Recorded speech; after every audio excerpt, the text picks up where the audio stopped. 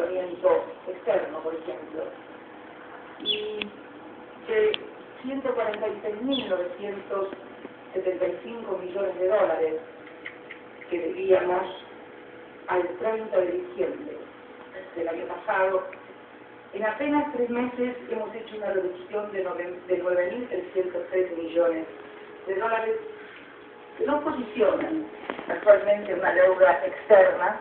de 136.662 millones. Quiero que comprendan la importancia de estos números porque de aquel año 2003, donde la ratio de deuda, o sea, la relación que había entre la deuda y lo que producíamos los argentinos, era del 166%, o sea, debíamos más de 1,5 veces lo que todos los argentinos producíamos en todo un año. Hoy, merced a las amortizaciones de deuda que se han venido haciendo, una de las últimas exitosas fue también la refinanciación de los préstamos garantizados,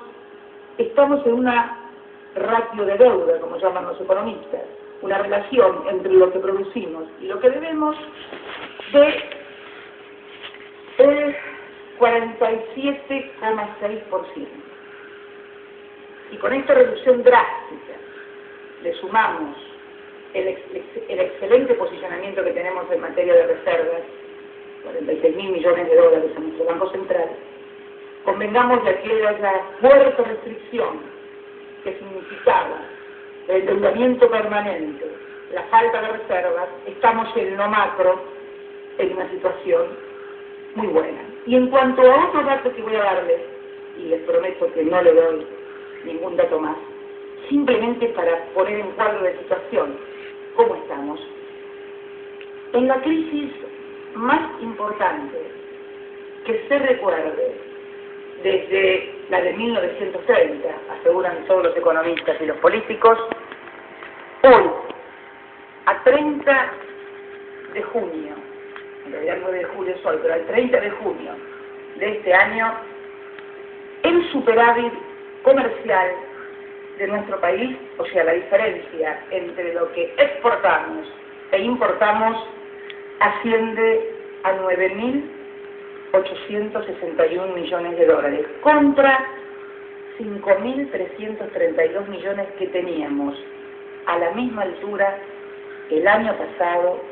que fue el mejor año en materia de exportaciones y superávit. Representa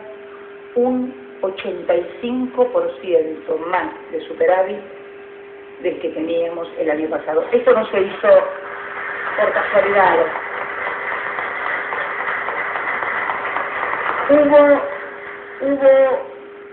Hubo una fuerte intervención del Estado en materia de políticas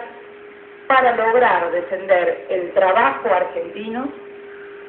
y a las empresas argentinas sin infringir, por supuesto, las normas internacionales, ya sean las normas Mercosur o las normas de la Organización Mundial del Comercio. Como decía el general, dentro de la ley todo, fuera de la ley nada. Pero, y el último dato, lo que es más importante, las exportaciones que en enero habían caído a un 36% de lo que en enero habíamos exportado, se redujo solamente en el último mes de junio a un 5%. Hemos reducido la brecha fuertemente con una muy buena actuación de las manufacturas de origen agropecuario, o sea, producto agropecuario pero con valor agregado, y de las manufacturas industriales. Y en materia de importaciones, del 49% que habíamos caído en importaciones al mes pasado, este mes hemos recuperado casi 20 puntos, 30% de importaciones menos que el año pasado, pero con un crecimiento de las importaciones de bienes de capital, que es lo que realmente define la calidad de la importación y da la temperatura de cómo está la economía. ¿Qué quiero decir entonces? Que estamos en un momento en el que es necesario que todos, absolutamente todos, nos aboquemos a un diálogo serio, constructivo,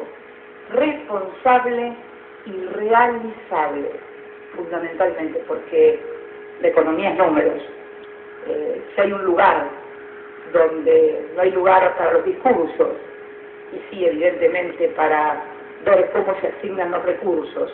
y qué prioridad se da en la asignación de esos recursos para mantener nivel de empleo, nivel de actividad económica, nivel de las empresas, es el mundo. Se hablaba también de otro aspecto para abordar en esta nueva etapa y con mucho diálogo, y que es el de la democracia. De la democracia que, si ustedes me decían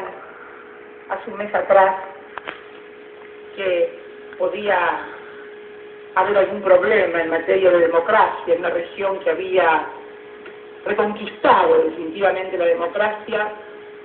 creo que la experiencia que como presidenta me tocó vivir en torno a la hermana República de Honduras revela que ni la economía es definitiva si no se hacen las cosas bien, ni la democracia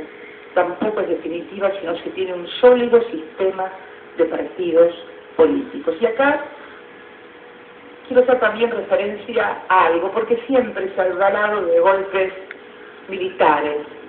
en la República Argentina y en nuestra historia. Y yo quiero cometer una incidencia. En la escena de camaradería de las Fuerzas Armadas que compartí con los señores jefes de la Fuerza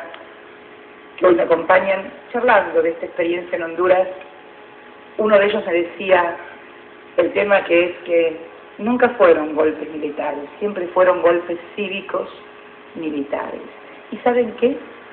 Le dije a ese alto jefe, tiene razón, nunca fueron solamente las Fuerzas Armadas, al contrario, siempre fueron el instrumento de civiles que los fueron a buscar para dar golpes militares. Así que creo que es hora de comenzar a llamar a todas las cosas por su nombre, y la experiencia de Honduras lo demuestra claramente. Cuando hablemos de golpes militares y de la historia, de nuestra historia como país, no hablemos más de golpes militares, hablemos de golpes cívico-militares, porque no solamente estaremos haciendo un poco más de justicia, sino que además estaremos diciendo la exacta y estricta verdad de lo que pasó en toda nuestra historia. Y referido a esto y a la consistencia que yo entiendo debe darse a la democracia y a la resistencia que fundamentalmente deben tener los partidos políticos, que como ustedes saben son el sustento de la democracia, así lo consagra nuestra Constitución. A través de ellos se ejerce la representación política. Creo que también es hora de abordar y discutir una profunda reforma política en la República Argentina. Y convocar, por supuesto, de hecho hay que hacerlo porque todo proyecto debe ser remitido al Congreso, convocar también a todos los sectores. Déjenme contarles un poco lo que entiendo por reforma política, no tan centrada en las formas, porque está visto que la forma de votar en la República Argentina, que se instaló a partir de 1946, cuando las Fuerzas Armadas comienzan a custodiar los comicios y se termina la etapa de lo que se constituyó como el fraude patriótico, y da la exacta dimensión de la transparencia del sistema electoral argentino, del cual algunos dudaban cuando perdían. Pero bueno, parece ser que están un poco más seguros cuando ganan. Yo creo que es necesario discutir a fondo el sistema de representación de los partidos políticos, no dejarlo solamente en el marco de elecciones internas, me refiero a todas aquellas candidatos que tienen que ir a desempeñar cargos electivos.